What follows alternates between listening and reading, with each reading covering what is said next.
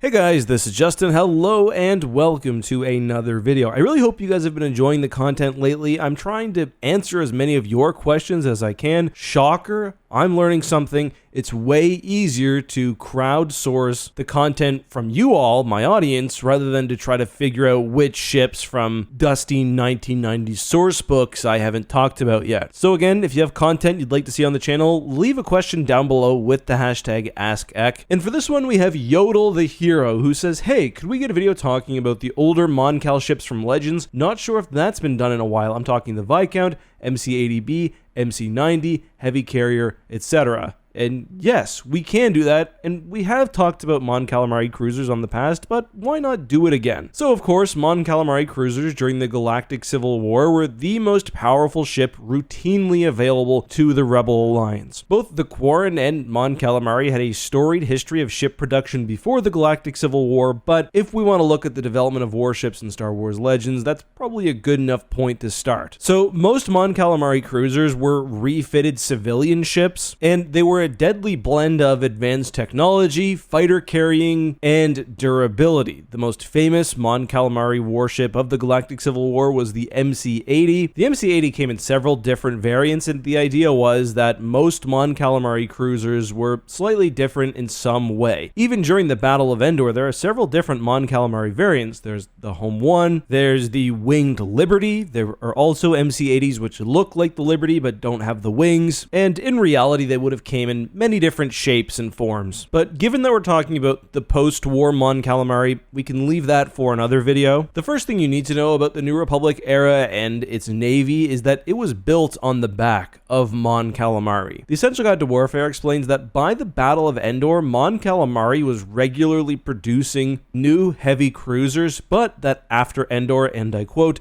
the shipyards doubled their production every year, taking advantage of massive New Republic funding. In some years, as much as 5% of the entire government budget was assigned to Mon Cal-led shipbuilding efforts. In response, the designers created increasingly powerful battleships. The Mon Calamari were smart. They actually did something quite like, of all people, the Trade Federation. They had these existing ships, which they were ready at a moment's notice to basically bolt armor and weapons onto and start trying to overthrow the Empire. They benefited from the incredible construction and the advanced computers already in the vessels. But that wasn't good enough, and as the quote explains, the Mon Calamari were always looking to improve. We saw the MC-80A, sort of a weird ship in lore, but described by the Essential Guide to Vehicles and Vessels as a more powerful variant than other MC-80s. And in fact, it's probably one of those ships I pointed out at the Battle of Endor, but the guide also reinforces that each individual Mon Cal vessel was different. Anyway, the much clearer successor to the ships we see at Endor is the MC-80B. Turning back to the Essential Guide to Vehicles and Vessels, that book explains that as the rebels defeated the Empire at Endor and transitioned into the New Republic, they needed more powerful ships.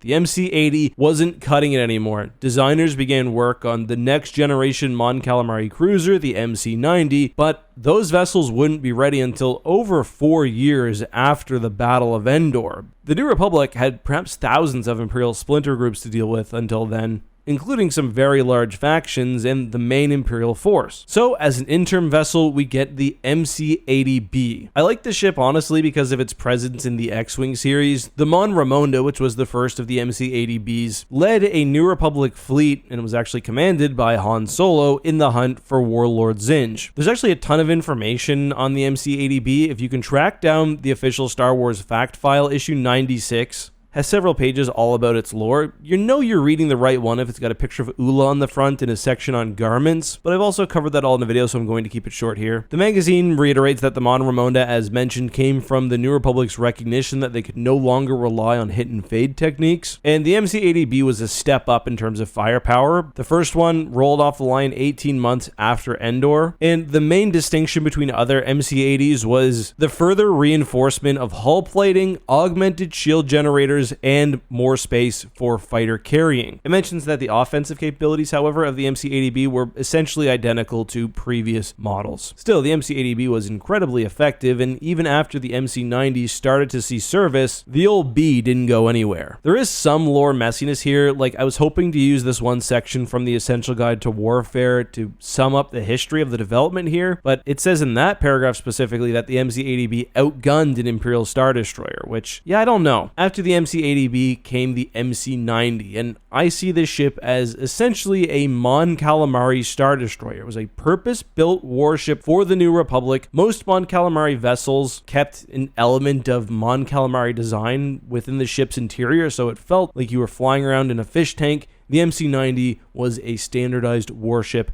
meant for all the species within the New Republic. The paragraph also calls it the most powerful warship built for the New Republic before the Vong invasion. I also don't agree with that, but this thing could certainly kick and was more than a match for any single Star Destroyer. The 90 was so powerful, in fact, that Admiral Akbar moved his flag from the famous Home 1 to a new MC-90, the Galactic Voyager. Another benefit of the MC-90, which was really appropriate for its new role, was that the ship was also significantly easier to work on, and this had to do with the loss of the individuality that prior MC models had alongside, again, its purpose-built nature. The 90s were essentially an upgrade in all forms. The Dark Empire sourcebook specifically says power generation, cargo capacity, weapons, maneuverability, shielding, and hyperdrive all got a significant upgrade, which is pretty impressive. These warships, while still pretty small under the size of a Star Destroyer, were absolutely deadly. It is worth noting that this period also saw something quite different: diversity in large capital ships. The New Republic not only was reusing and upgrading captured Imperial Star Destroyers very, very frequently, but also implemented several big naval modernization programs, including the New Class project. This produced a variety of top-of-the-line capital ship, including the Nebula-class Star Destroyer, which I would argue would fare quite well in a head-to-head battle against an MC-90, though it would be close. Again, there's sort of lore going either way. You get the quote from the Essential Guide to Warfare that I talked about earlier. Some of the Nebula stuff says that it can take on pretty much anything. Either way, they were fighting on the same side,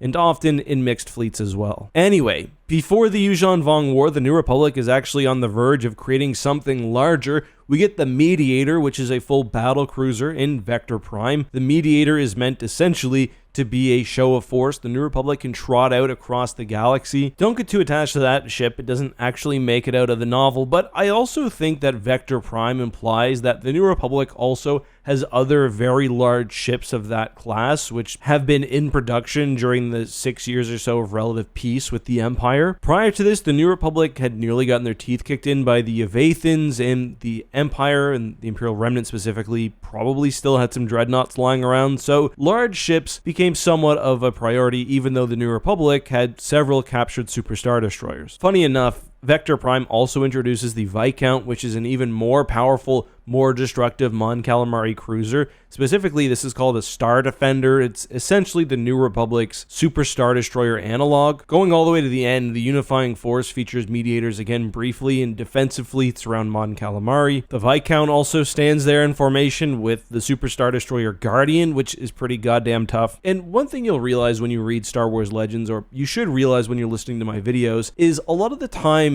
the books aren't written like lore videos. So often they'll just say they were in a heavy Mon Calamari cruiser and they were firing turbo lasers, where if I wrote the book, I'd probably have 3 pages dedicated to the length of the ship, its history, the exact class, where it fits within the New Republic shipbuilding hierarchy. That's just not how those books were written. But I mean, you can assume that during the Yuuzhan Vong War, where Mon Calamari remained one of the few shipbuilding sites available to the New Republic, new Mon Calamari cruisers were being made, and they were probably seeing continual upgrades as well. And after the war, we learn more about Mon Calamari heavy cruisers, heavy carriers. The Blue Diver is in a good portion of Legacy of the Forest. It's a Mon Calamari warship called a heavy carrier. It's implied to be very, very powerful, but again, we know nothing of it. You'll also hear random Star Destroyer designations, like in the Unifying Force, there's the Rejuvenator class. That could be a Mon Calamari cruiser type. Who knows? Same with the Republic class. It's kind of all a mystery. Anyway, You jump far ahead to the Legacy era, and new Mon Calamari cruisers are introduced, but they're very, very different. They've lost a lot of their Mon Calamari flair and seem somewhat like ordinary warships just built on Mon Calamari, though the Shaw Shore, for example,